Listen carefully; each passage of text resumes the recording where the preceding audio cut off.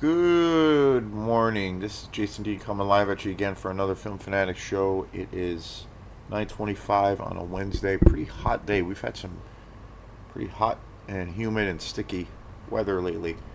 So yeah, I been cranking out the videos. I've been setting up most of the videos that I've been doing as of late have been setting them up as premieres, just to kind of break up the time frame of when movie videos come out and stuff on the channel. So yeah, I want to thank some of the new subscribers that have been coming on board, and people who've been commenting on the videos. It's always a blast, and I will uh, I will be away from my computer pretty much well, not all next week, but a good chunk of next week. I'm going to be going a band that I play with, Bookhead Sweet Tooth, which is like kind of like a gypsy rock funk. It's got a New Orleans kind of vibe, I think, too. A band that I've been playing with for a few years. We did a last year. We uh, we did a tour, and it was a fun time. I mean, it was pretty wild. So today's show, I wanted to just kind of talk about Bookhead Sweet Tooth, uh, the band I've been playing with for a few years, and we did a tour last year, and we've played a lot of shows. And lately, we've been playing every weekend, which has been nice to you know, kind of get us ready for the tour. So yeah, I wanted to do just a show on. I again, doing music shows for the channel is something that I typically do. It's all kind of part of the same thing. So yeah, Bookhead Sweet Tooth. It's a band that I started playing with probably about three years ago or so. Maybe a little bit more, but at least 3 years ago. And it was kind of interesting the way the whole kind of thing happened, and the way it all kind of fell into place, I guess, if I want to phrase it that way. So, um, you know, and getting back to like how things that kind of had really shifted for me anyway, especially around that time. But going back about 10 years ago, I it was kind of around the time that, when I started my band Quantum. It was right around that same time. Basically what happened was, up until about 10 years ago, I was playing drums in a lot of cover bands, and I was doing lots of pickup gigs and what have you, and and I was, doing pretty well with that. I mean, some of the bands that I was playing in when I was doing mostly cover band projects, if you will, uh, did fairly well. There was one band in particular that did really well, and that was the 220s. I was with the 220s for quite a few years. We started off as a cover band, and we went on to do more and more of those things. Like we started doing whole records of Pink Floyd and things like that, Black Sabbath, and we got some, pretty good attention from that. We started getting actual fans, and then from there, the band started to kind of move into doing some more original material. But we were kind of known for the covers, and that band was had a run for a while where it was cool. It was like one of the first times I was in a band where we kind of had like a real fan base. People were following us around and coming to the shows, and seeing a lot of the same faces. Like, it was a cool feeling, and we we played mostly here in Mid Coast. We did do a little bit of short scale or low scale touring. We played in New York a few times, and in Vermont, but we mostly were based here in Mid Coast. But shortly after that band, and other projects that I was kind of doing at that time here and there, because that band was really busy, so I couldn't really do a lot of other music. Um, a lot of the other projects I was doing were similar in that they were, cover tunes. cover bands and things like that. So,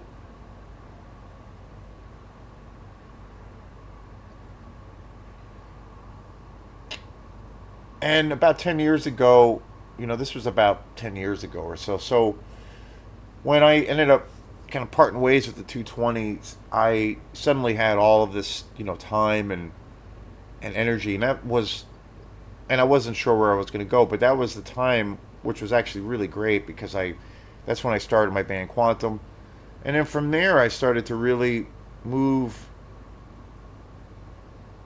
kind of where I spent my time and energy into more original projects. And within a couple of years, I started playing with a couple of other bands, and everything just shifted to where I was doing mostly all original projects. I was doing, I started playing with Split Willow and the Vicky Andres band. I started playing with them again. That was an old band I had used to play with, but that was all original, and we were doing that. And Simplexity was another original band, and then my main focus was Quantum. So, my whole life had shifted. But then, fast forward about 3 or 4 years ago, an old friend of mine, an amazing bass player and really great musician, and kind of a local legend, Ezra Rugg, who is been in Midcoast for a really long time and is definitely a force in the area. And his son Monty is just a incredible drummer who's only 15. And years ago, I used to play with Ezra in a couple different bands, many years ago, and then we kind of went into different circles and what have you. And occasionally, I would play gigs with him, but it was pretty far and few between. Like there was a time where I did earlier when I knew Ezra, when I first met him, I was in a couple of bands with him, and we were playing all the time. But things kind of shifted and changed, and then it was like very sporadic. When I was, and I remember it was probably about 5 or 6 years ago. I ran into him, and he was saying, "Yeah, I'm starting to play in this band." He's also a drummer, and he was playing drums in this band called Bookhead Sweet Tooth, and it comprised of uh, all original music for the most part. Troy Youngblood and Dan Miller, and Al Crichton and Alex and all of those guys, a motley crew of fellas. They Ezra was playing drums with them, and he told me a little bit about their music, saying it was kind of rock based, folk based, and it had a little bit of a funk element. And Troy lived down in New Orleans for quite some time, so the music had that kind of flavor to it as well.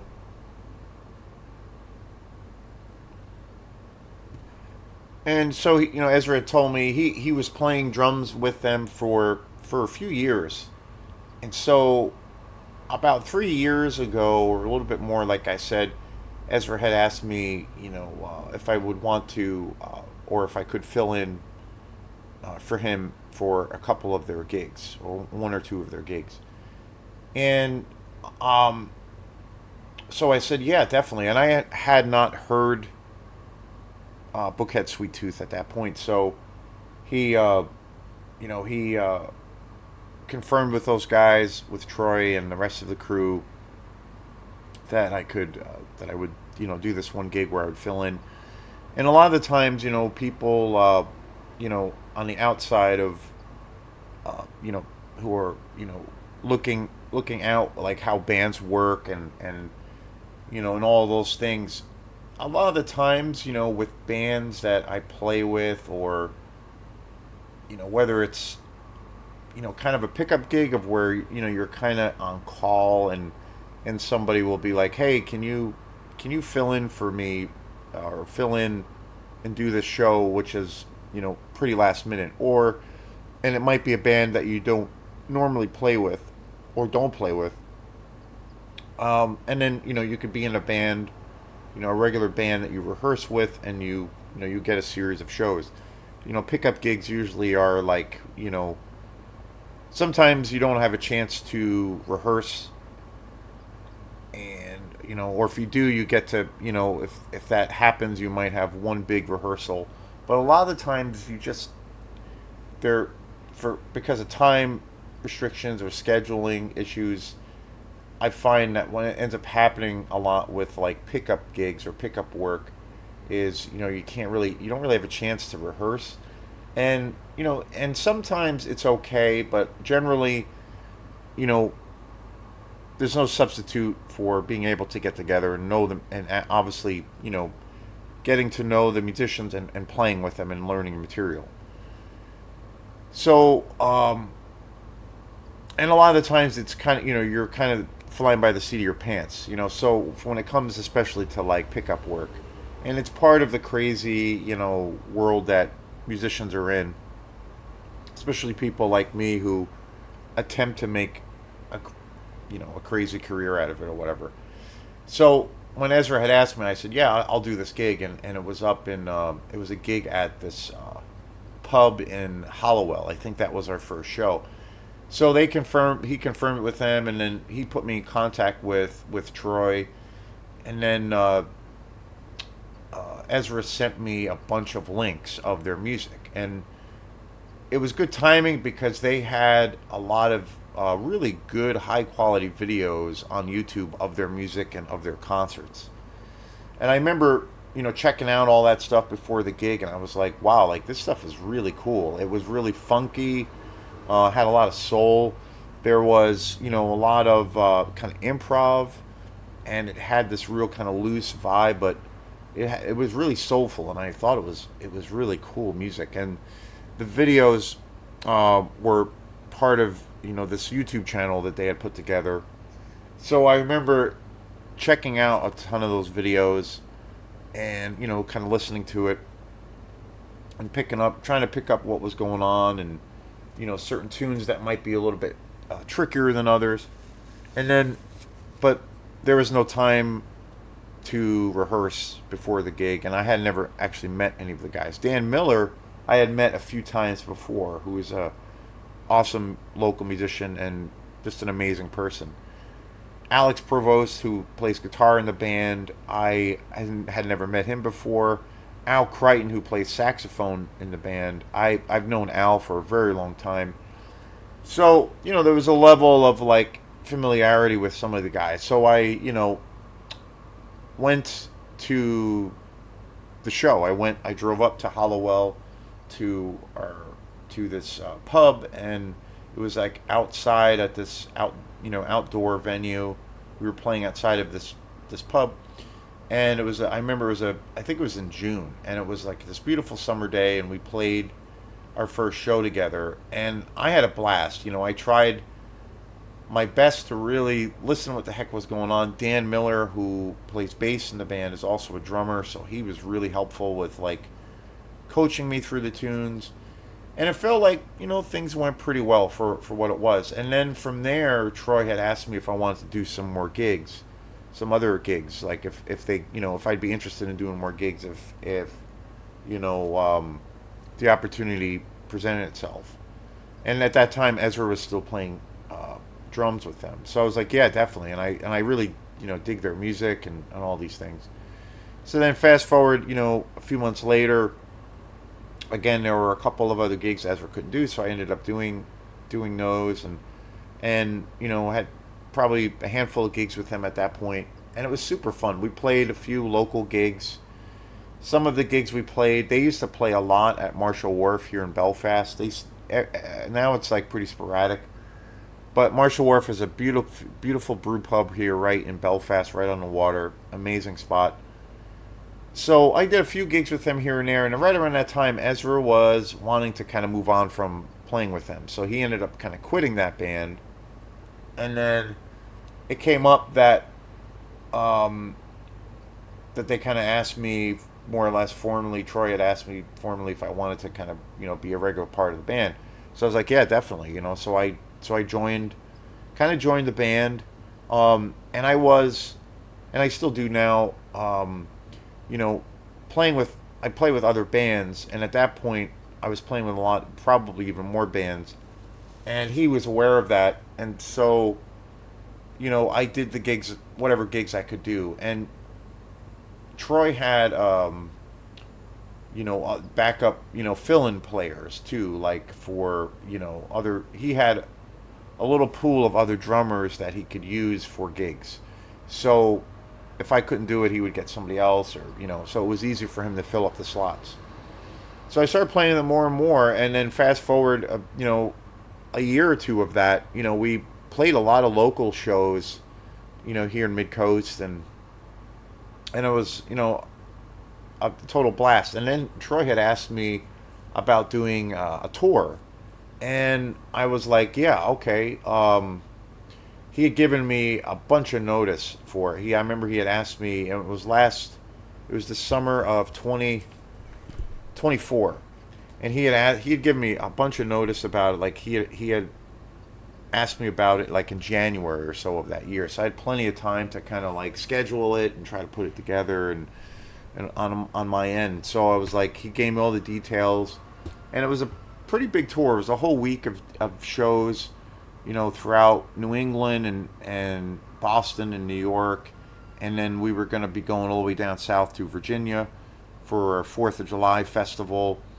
And so I was like, yeah, I'm totally into doing it. So I got my schedule all fixed up, and made the plan, and it was all set.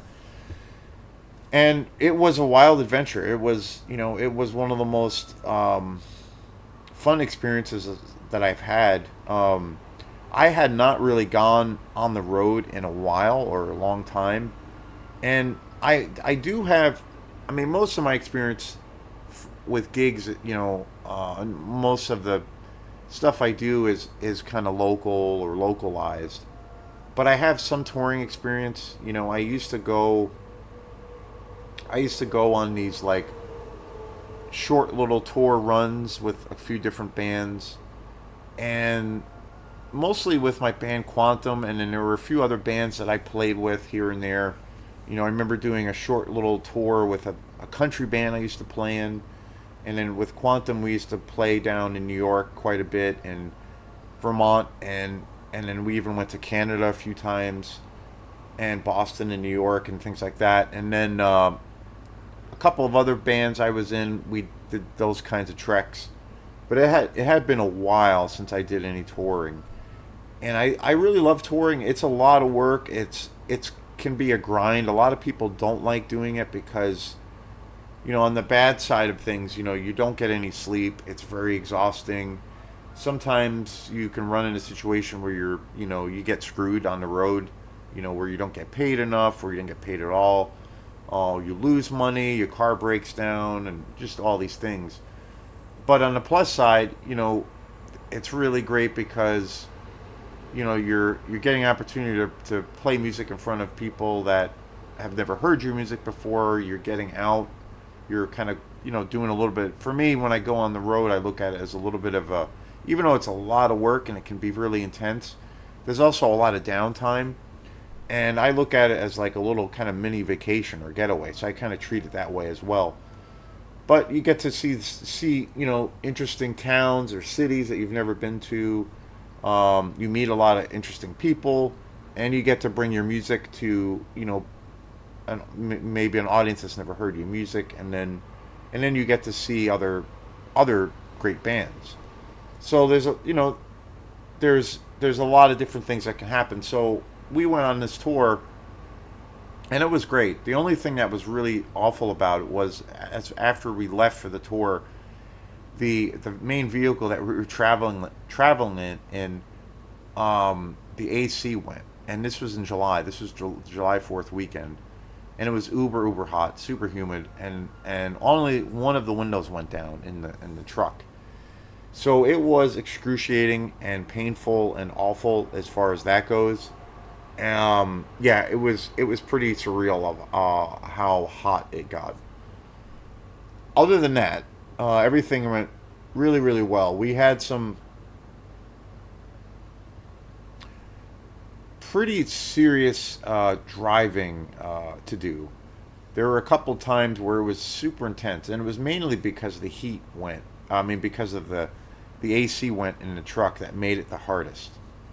I remember we had a show in Harlem, New York at night, and then we had to be in Virginia the next day at like 4 o'clock for this Fourth of July festival.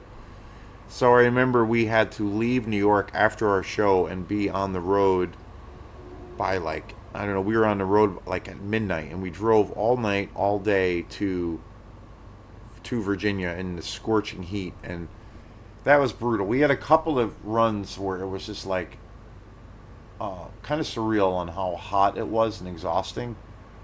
But everything worked out. Otherwise, we had some nice places to stay.